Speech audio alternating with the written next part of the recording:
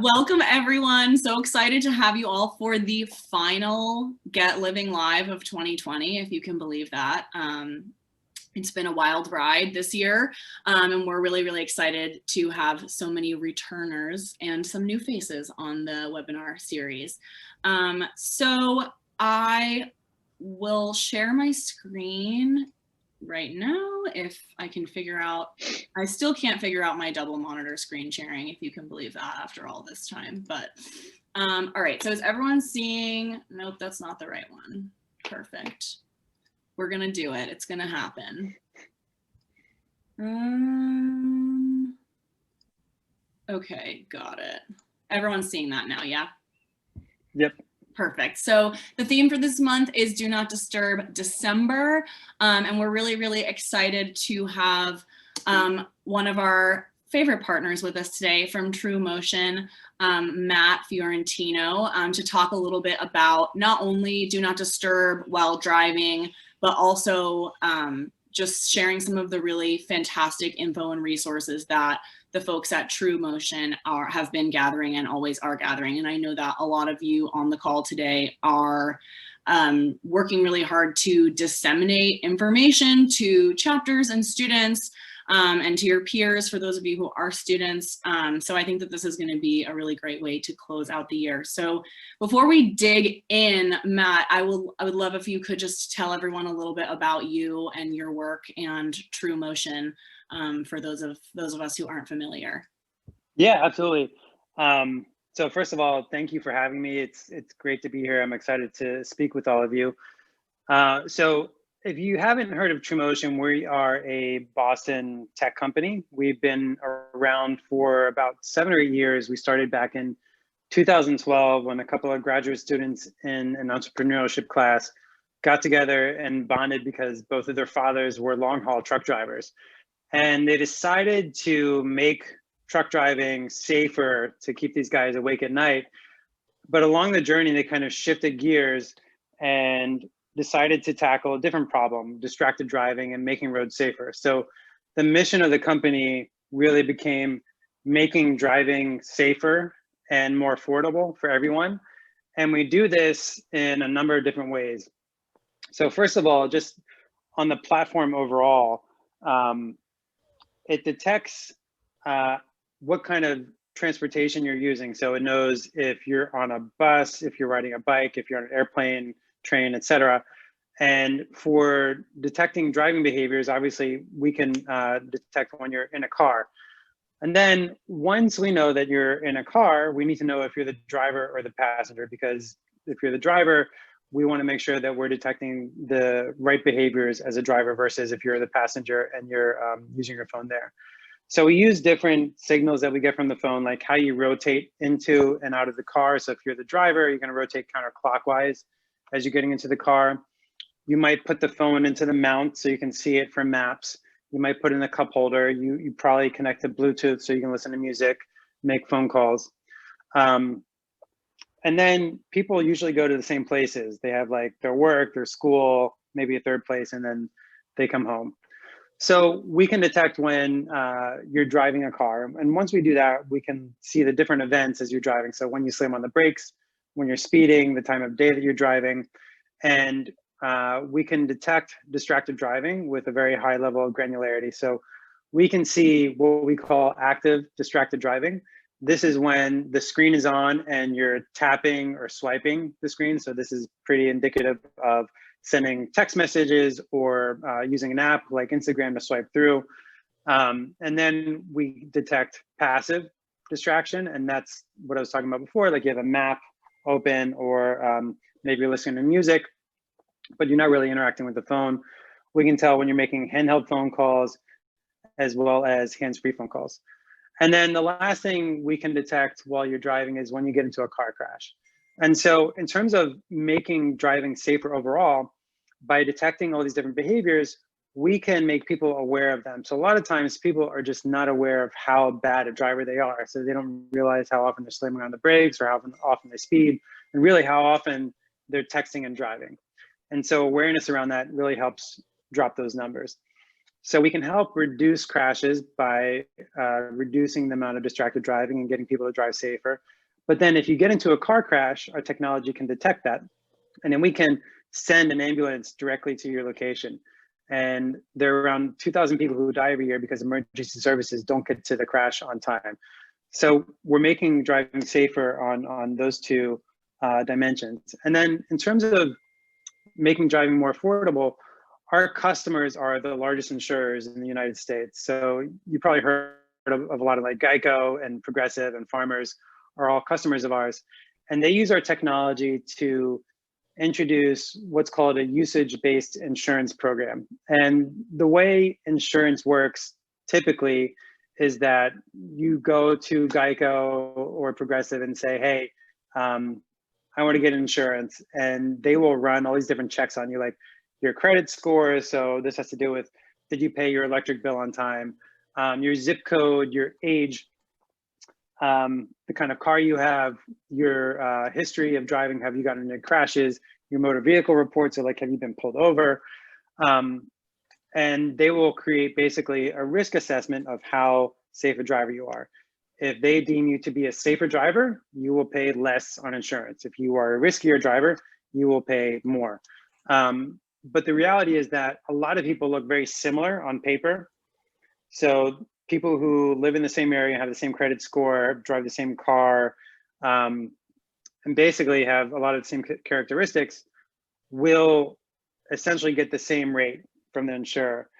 But what our data can reveal is that somebody drives 3 times as much, they drive at night, they slam on the brakes a lot, they're texting and driving all the time. So that person is going to be a lot more risky, and they should essentially pay more for insurance because they're more likely to get in a crash. And then the safe drivers will pay less because they're less likely to get in a crash.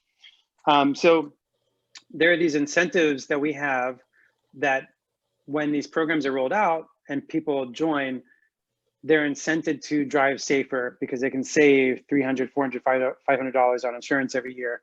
And then on the back end, the insurers are putting the crash technology into their apps too. So the way it works is you'll download the app, you basically turn on different permissions, and then the technology is up and running.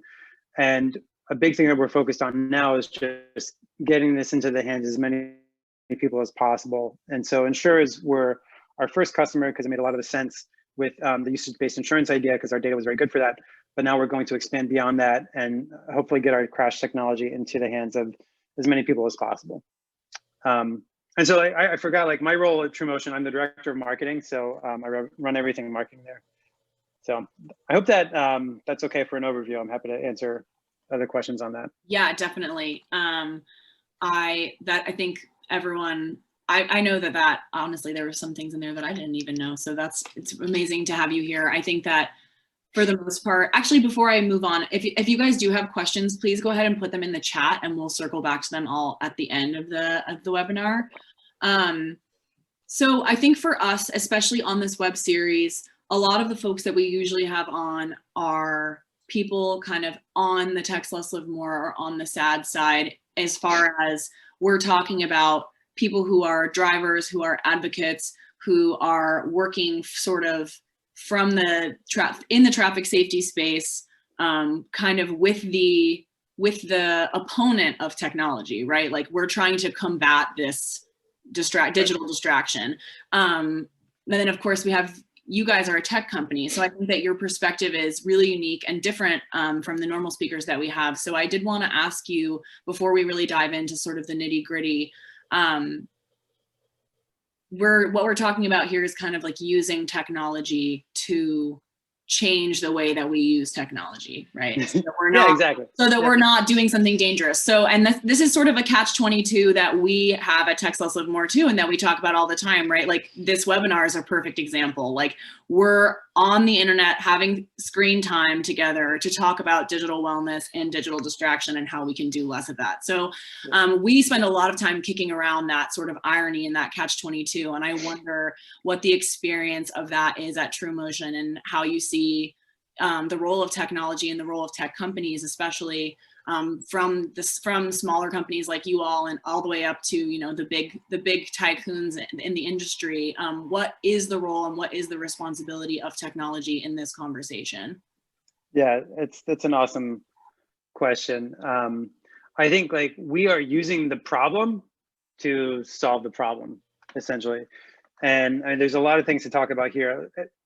To kind of kick it off, like one of the things that we see is that it's great to talk about the problem overall, and there's like a lot of stats out there about all the reasons why driving distracted is bad, and the amount of time that it takes the brain to cognitively focus again after like just texting at a stop sign or a traffic light, and how you just need to keep the phone locked away while you're driving at all times. What we've seen is that type of messaging only goes so far. Like we've talked a lot with parents and teens, and we've asked them like, what really works? And so teens basically say, we don't want to hear any of your numbers. Like just throw away the numbers. They don't work. They may be real, but they're not going to change our mind. So what we've seen is that there's a place for like the ground war against this. But I think where technology kind of comes in is people aren't really aware of how distracted they really are. And so we had one insurance partner where we were collecting distracted driving for them, but they weren't surfacing it in the app. So if you download one of our apps, you can see exactly how you're driving. You can see how often you're slamming on the brakes, like how often you're using the phone and the type of distraction that you're doing. And what we found was that for this insurer who wasn't showing the distracted numbers, their drivers were significantly more distracted than the drivers who knew how distracted they were. So they were around 25% more distracted. I'll use stats, even though I was saying that it doesn't work. But the people who didn't know how distracted they were 25% more distracted. So I think just raising awareness around your own behaviors really helps people understand how bad the problem is and allows them to create a baseline to then improve on top of that. And I think without technology, there's really no way for you to get that kind of baseline. The second thing I would say is that we work a lot with introducing hands-free bills, and they come to us because we are able to measure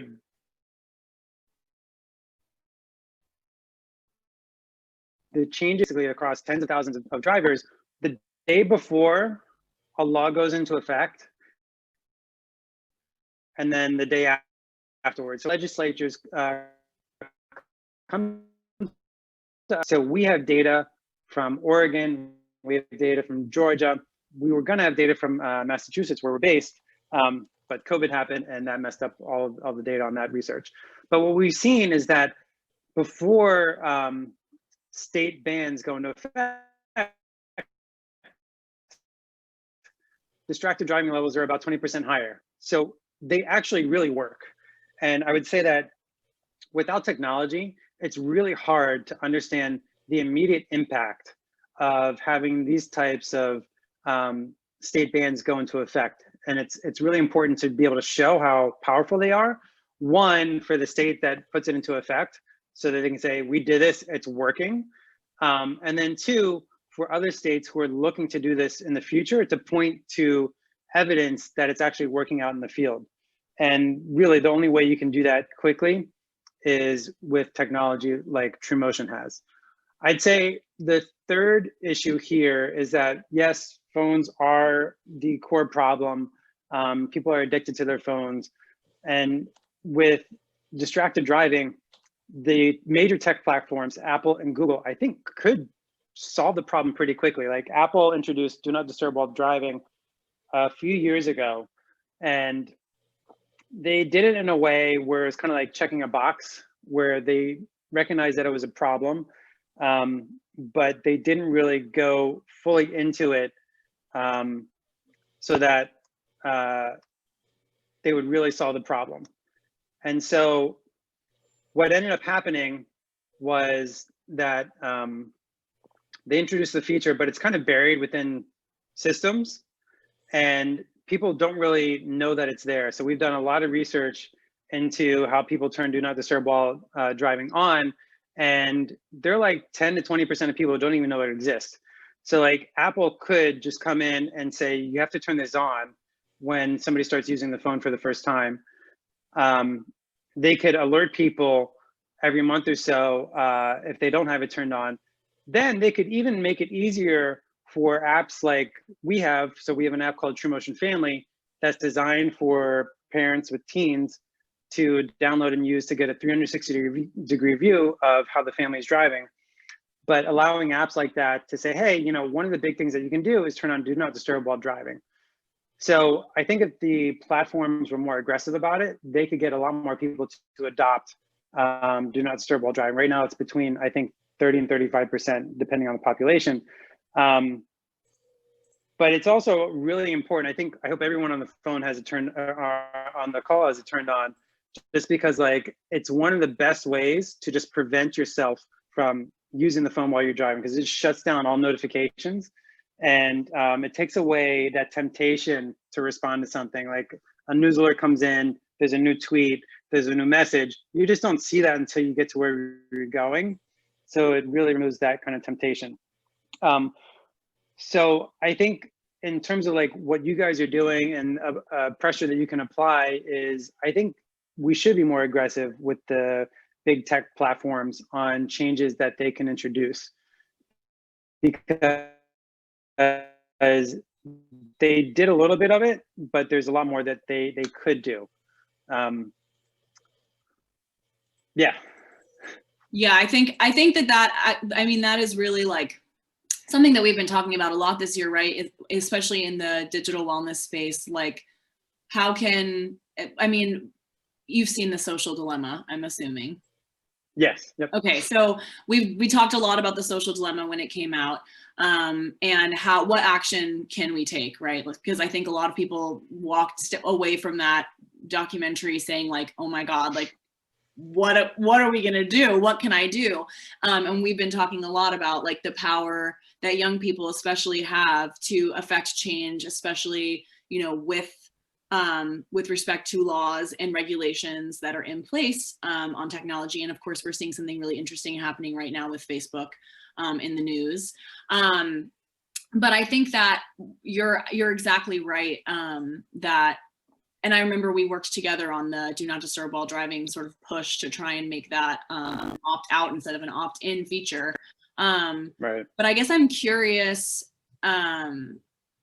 both specifically and broadly. So like I mentioned, and like you've alluded to, you all are really, one of the most amazing things about the work that you're doing is the amount of data that you're aggregating, and and we all know on this call, I think, what a valuable resource data is in trying to affect change and trying to be able to get in the door to make change in the traffic safety arena. So I would love to know what you have learned about, if anything, about, you know, whether or not Do Not Disturb while driving is actually changing people's habits. And then also more broadly, you and I talked about earlier this week, the driving habit changes that we've seen during this pandemic, because obviously this year is unique, I'll say. Yes. And I know Yes. for a lot of us, we're all really in the space of like trying to understand what drivers are doing and what they're not doing. And we know that this year is an anomaly in so many ways. So I think it would be really awesome to hear from you the patterns that you've seen over the course of the past 8 to 9 months. Yeah, for sure. So I think like for the first thing with the social dilemma and everything that kind of happens with that, I think like the first thing that we can do is kind of like I was saying before, like you can be the change you want to see. So like, well, for everyone around you and being an advocate for that goes beyond just texting and driving, but also like how you use the different social media platforms and understand the kind of data that they're collecting from you. So in terms of the data collection that we see for do not disturb while driving, it does help. I don't remember the figures off the top of my head, but it does significantly drop the amount of distraction just because it removes those temptations.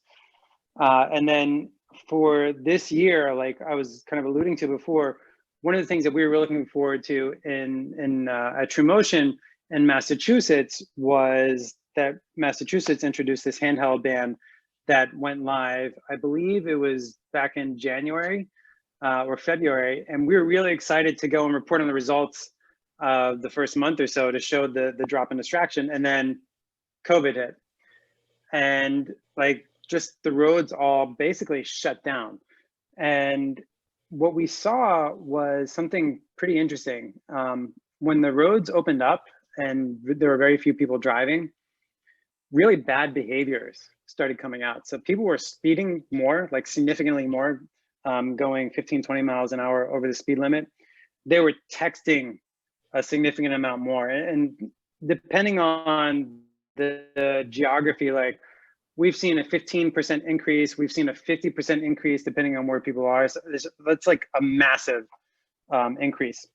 But what's kind of disturbing about that was when driving kind of came back more or less to normal back in late May, early June, like maybe not to 100%, but it was 90 something percent.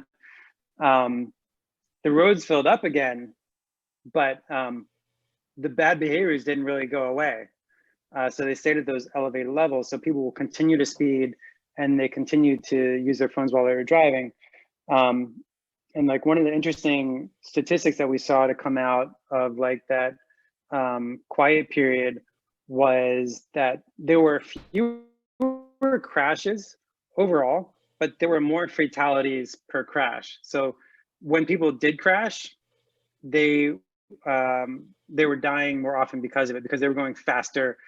They were distracted, so they would just basically smash into whatever was in front of them at full speed because they weren't paying attention. So I think as like vaccines start coming online and the world kind of starts going back to normal, hopefully next summer, like these are some of the things that we're going to need to pay a lot of really close attention to. And it's, I think groups like this that will be able to get the word out. I think one of the big challenges with COVID is that it just kind of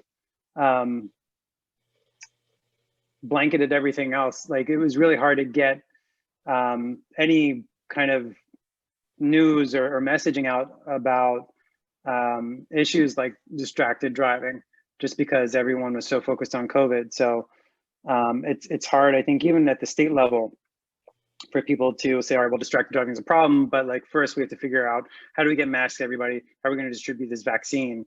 So it might not be everybody's first priority. But what I would say too is that we've seen that the handheld bans work in every state. So there's not just like one solution. It's not just on the legal side with the laws for handheld bans. It's not just the tech that we do.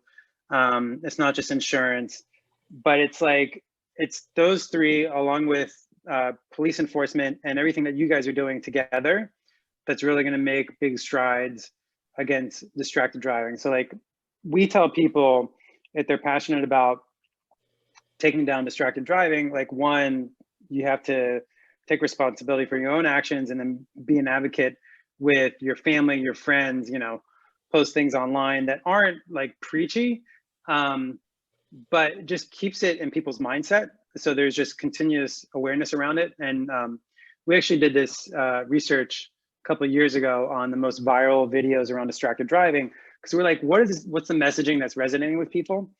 And what we found was that the top 4 most viral videos weren't like the stats based or the scare tactics that you see out there. Like AT&T has the I can't remember what it's called, but basically the tech, it can wait, I think it's called. Those were up there, but like the most viewed ones were from the younger folks probably know this, like Rhett and Link on YouTube. They did a texting battle to raise awareness around distracted driving. There's another really interesting one out of Belgium that was called the Impossible Texting and Driving Test. And what they did was they set up basically a course that people need to drive through with all these orange cones everywhere. And they force people to essentially read their phones and read text messages coming in as they were trying to go through this obstacle course. And they just basically obliterated all the orange cones out there. And so like, these are the top two videos. And so it kind of tells you like, people don't necessarily want to hear about the stats. They don't want to hear about the sad and tragic stories. Like, those have their place, but I think people want to be entertained at a fundamental level, and then have that impactful messaging be along with that. So I think keeping that in just awareness on social within families and telling stories like that. But like, I think getting involved in local politics is really important, especially if they're looking at passing a handheld ban. Like, there's a lot of different levers that you can pull. Like, one is just understanding what the law is today. Like, what is acceptable? Can you text and drive? Can you hold your phone while you're in the car? Like, what are you able to actually do? In Massachusetts, before this law was passed last year, it was illegal to text and drive, but it was legal to make a handheld phone call, which doesn't make any sense. But what's interesting is that beyond the handheld ban itself, what's really important is the penalty that comes along with it. So like, when you get pulled over for using your phone, what is the cost of that ticket? And we saw this kind of come out to play in the least distracted state in the United States. It's Alaska, and they do not have a handheld ban. They have a texting ban, and the penalty there for getting pulled over for texting and driving is $10,000. So how many times do you think people need to get pulled over and pay $10,000 and not getting played in the local press for that to start having an impact? Oregon has a really big fine too. I think they have around $1,000 for the first offense. So like, understanding these different levers, what is the enforcement of it? Is there a grace period? What does the ticket cost? Like, are there points off your license? How many times does it take for you to get pulled over to lose your license? I think in Oregon, after the third time, there might be jail time. And then really understanding like, what is the appetite for the politics to change? Like, who do you talk to? Who are the state representatives? Are there people who you can send letters and make phone calls to? Like, never underestimate just being able to pick up the phone and call your state representative and figure out what they're thinking about this, and then use all the stories that you've accumulated over the years along with the data that we can provide to make a really strong case for this. I don't know if you guys work with Jennifer Smith, but she's over at stopdistractions.org, and she's just been doing an amazing job going state to state to help introduce these handheld bans in all these different states. And like, you know, one strategy could be that Hello. Everyone's back. Oh, hi, Bailey. I didn't see you before. She's just small. She was so small, I didn't see her. I was there. Okay, everyone. So I would love to hear what you talked about. Who would like, is there someone who would like to volunteer as a spokesperson for their group? We volunteered, Bailey. Okay, great. Bailey, you've been volunteered. Okay.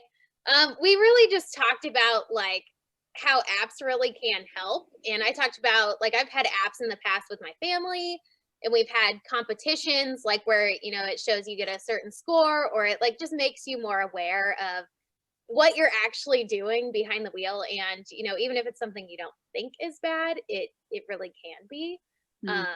And I mean, that's the bulk of what we talked about. We really got on a tangent with that, and just like talking about how the new technology has emerged, and a lot of it, I mean, sometimes doesn't even help you with distractions, and just trying to figure out a way to kind of curb those and be better, and, you know, utilize those do not disturb features. Nice. Tangents are encouraged here. It means that you're interested in what's going on. Thanks, Bailey. Robert, were you in Bailey's group or were you in a different group? I was in a different group. Okay, I'm volunteering you. What did you guys talk about? So we were kind of talking about the best way to like get the word out there. which is most likely through a different presence, more specifically TikTok. But like that would kind of be harder to do unless you have we have people who have like a bigger presence, be able to talk about it out there from probably different states and stuff like that. Cool. Yeah, I think that TikTok there's definitely a lot of potential there to sort of tap into that entertainment space that Matt was talking about before. Interesting. And I know we have some TikTokers in the room right now. So, and then the last group, I don't know who has not been represented yet, but can I get someone to recap us?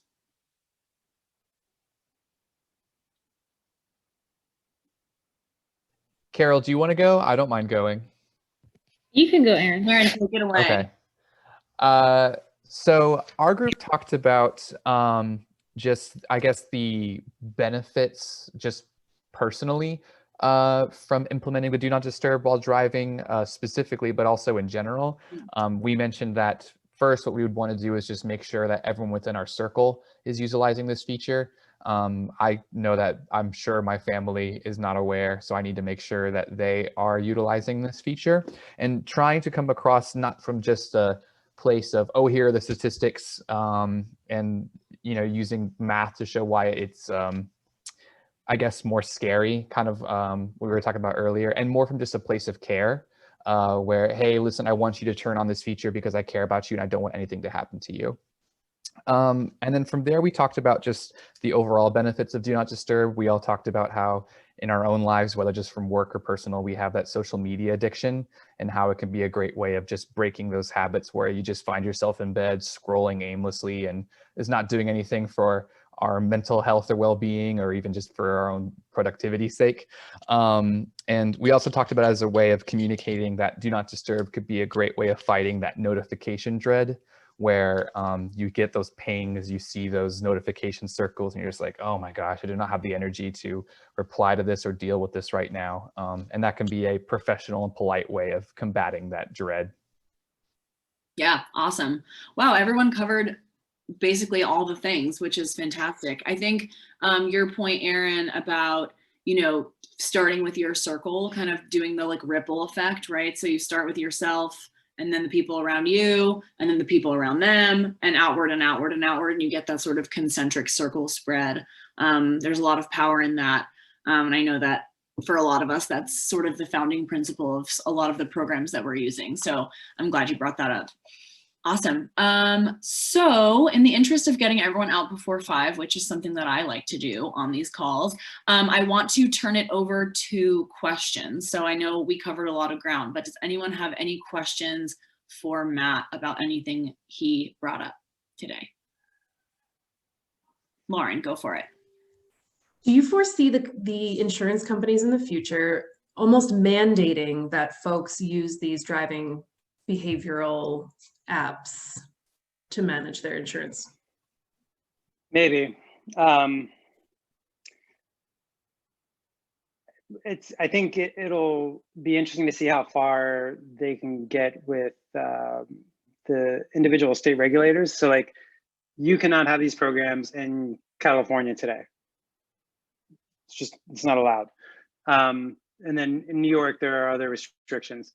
So I think in general, it's a double-sided sword. Like we were talking about the social dilemma before. So like on the one side, you're being tracked, and like everyone should be aware of that. But then also like we're using that location data for what we say location for good. So like we're trying to help people develop better habits and help them in a car crash, and then we're trying to help them save money. So I think insurers have really started seeing the benefits of these programs. Like the past few years, I mean, to give you a sense, like Progressive started these UBI programs, usage-based insurance programs, back in 2008. They started with hardware that they shipped out everywhere, and it was really expensive and it's just bad user experience, logistically a nightmare. And really in the past few years, we've had this smartphone technology come online, and there's kind of been a question of like, can smartphones detect the same type of data? Is it as accurate? And I think now that we've answered that question, yes, all of the top insurers now have these programs, and they're starting to try to scale them as quickly as possible. And one of the kind of strategies that insurers have taken up to this point is when they launch one of these programs, they have its own unique app. So like with Progressive, they have the Progressive main app where you can go in, prove that you have insurance, pay your bills and other things like the boring insurance stuff. And then they have the Snapshot app where you download it and it tells you how often you're distracted. And then after 6 months, you can save 30% on your insurance. What we're starting to see in the next 6 to 12 months is that these insurers are going to get rid of that additional app and just put it on the main app. And so the numbers are going to go like tens of millions of people that they're going to start getting this data on. And we're really going to see, I think, behavior change somewhat at a massive scale, because like some of these safe driving programs, I imagine with the people in the room today, there's this self-selection effect. So like safe drivers are drawn to these safe driving programs, right? If you're talking to somebody like, I'm a bad driver, I would never do that because they're going to charge me more money. They know. But as they're offering these programs within the core app, you don't really need to do much, just tap a couple of buttons to save a few $100 a year. You know, I think we're going to start seeing this more and more. I think where it gets to the mandatory state, like if they can make a case that they're saving tens of thousands of lives a year, like 40,000 people die every year in car crashes, like if they can say, listen, we've gotten it to the point where it's only 10,000 people because distraction is basically, we wipe that off. If people get into a car crash, we're there for them. And just risky behaviors overall are down. And so crashes overall are down. Maybe, I think the challenge with that is like, it's a patchwork system, state to state, and you have to deal with different regulations every state. So there's no real way to tell, but like there will be more opportunity for people to opt into these programs. And that's another important point. Like these are all opt-in. Like you don't do this by surprise. You download the app, you turn it on, and you're doing it for your benefit. So we'll see. I think it's going to become a lot bigger, and it's probably going to be one of the main driving forces in insurance for the next 10, 15 years. Kind of adjacent to that, has anyone seen the Volvo commercial where they're talking about adding cameras to cars to avoid that? So I was kind of wondering that about automakers too, like maybe not just insurance companies, but maybe actually automakers creating ways to prevent using the phone inappropriately while you're driving. Yes. So a lot of automakers are coming out with connected cars today. There's a ton of sensors in them, and they have a lot of great data in there. Like GM's been doing this since the early 2000s. They have all their OnStar technology. But yeah, there are more companies that are introducing video cameras into cars, and then I think being able to understand those behaviors. I'm not sure how much they'll be able to affect phone use overall. Maybe they'll be able to report on that. But one other kind of disturbing trend that we're seeing with these new cars is that they have these big touch screens, and they're trying to monetize the data that they're bringing in through that too. So I can't remember who it was. I don't think it was Volvo. It might have been GM. But a couple of years ago, they introduced like you can buy a Starbucks through the touchscreen in your phone. Like as you're driving, you can punch in your order and you go by and you pick up your coffee and you're on your way.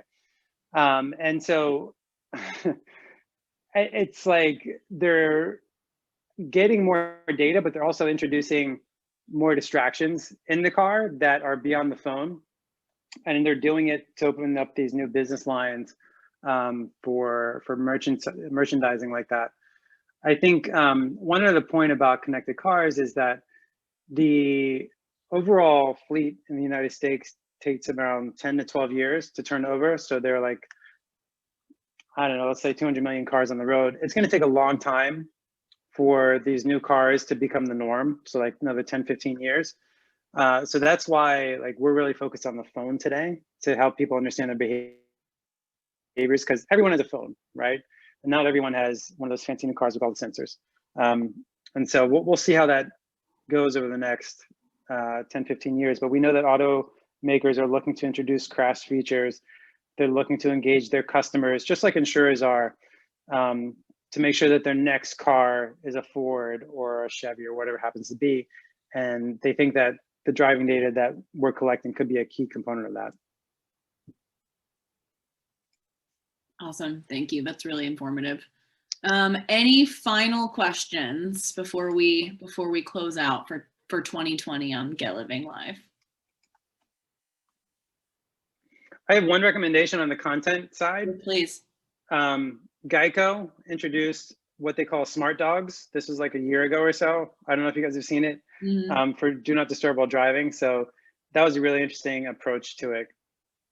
Made it fun, and I think it resonated. Yeah, it's a good one. I'll share that with everyone after for sure. If you haven't seen it, it's definitely worth a watch.